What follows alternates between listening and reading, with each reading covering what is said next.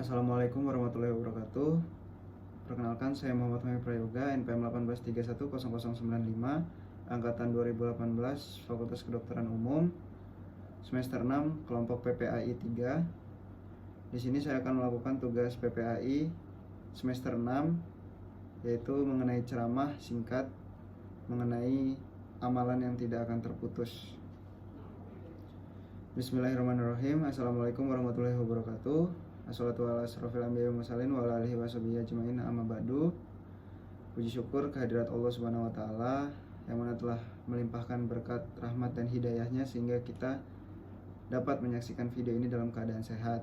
Salawat serta salam tak lupa kita sanjung agungkan kepada Nabi besar Muhammad sallallahu alaihi wasallam, karena berkat beliaulah kita selamat dari zaman jahiliyah menuju zaman terang benderang seperti saat ini yang kita rasakan. Rekan-rekan yang dirahmati Allah, kehidupan di dunia adalah kehidupan yang fana, kehidupan sementara, kehidupan yang juga hanya sebentar. Jika kita semua dikaruniai umur yang sama dengan Rasulullah, hidup kita di dunia hanya sekitar 63 tahun lamanya. Mungkin bahkan ada yang bisa lebih, mungkin ada juga yang lebih mendahului kita.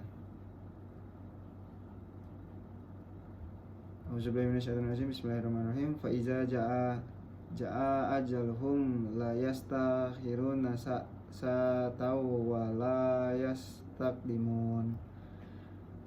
Yang artinya, maka apabila telah tiba waktunya bagi mereka, tidaklah mereka dapat mengundurnya barang sesaat pun, dan tidak pula dapat mendahulukannya.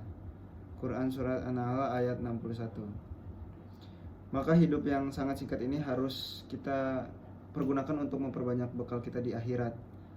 Seperti yang disampaikan Rasulullah bahwa ada 3 amalan yang tidak dapat terputus meskipun kita sudah tidak berada di dunia ataupun kita sudah meninggal dunia. Apa saja 3 amalan jariah yang tidak terputus itu? Rasulullah SAW bersabda, "Iza mata ibnu Adam in qata'a amaluhu illa min salasin sodaqo jariyah au ilmun yufa'u bihi au waladin solihin yad'uluhu." Yang artinya, maka jika anak Adam itu mati, maka terputuslah semua amalannya kecuali yang pertama adalah sodaqo jariyah, yang ketiga adalah ilmu yang bermanfaat, dan yang terakhir adalah doa anak-anak yang soleh yang mendoakannya. Hadis riwayat Muslim. Rekan-rekan sekalian yang dirahmati Allah Subhanahu wa taala, amalan yang pertama adalah sedekah jariyah. Apabila kita mengamalkan sebagian harta kita untuk di jalan Allah, dan itu terus dipergunakan dengan secara terus-menerus dari generasi ke generasi, maka amalan yang kita peroleh tetap mengalir kepada kita meskipun kita sudah meninggal dunia. Contoh-contoh amalan jariyah yaitu seperti wakaf tanah, mungkin bahkan baju pun kita bisa berikan kepada orang yang kurang beruntung. Apabila baju itu dipakai terus-menerus dari generasi ke generasi, dan amalan itu akan tetap mengalir ke amalan kita.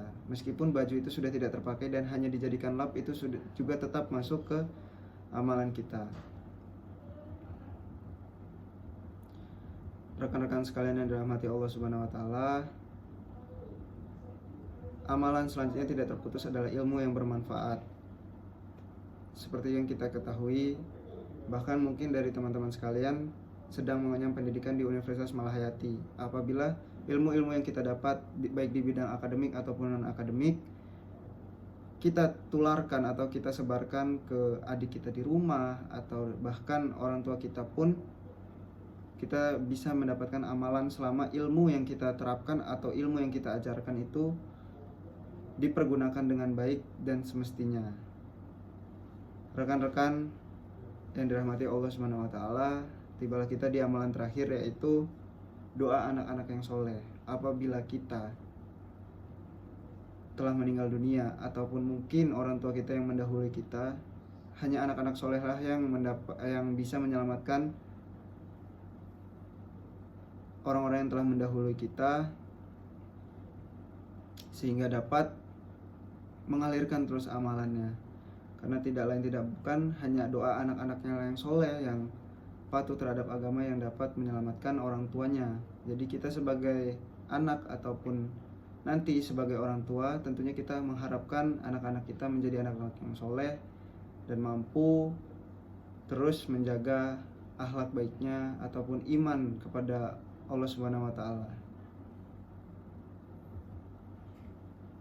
Mungkin itu saja yang dapat saya sampaikan. Semoga kita semua, baik saya yang menyampaikan ceramah singkat ataupun dari rekan-rekan sekalian yang menonton video ini, dapat memetik hikmah dan dapat mengaplikasikannya di dunia nyata. Tidak hanya terhenti sampai di rekan-rekan semua, kalau perlu teman-teman sekalian menyebarluaskan tentang hal ini agar rekan-rekan kita juga mengetahui. Dan tentunya yang kita harapkan adalah teman-teman sekalian dapat mengamalkannya dan juga mengaplikasikannya di dunia nyata. Mungkin itu saja yang dapat saya sampaikan. Lebih dan kurangnya saya mohon maaf. Kepada Allah saya mohon ampun. Akhirul kalam. Wabillahi taufiq wal hidayah. Wassalamualaikum warahmatullahi wabarakatuh.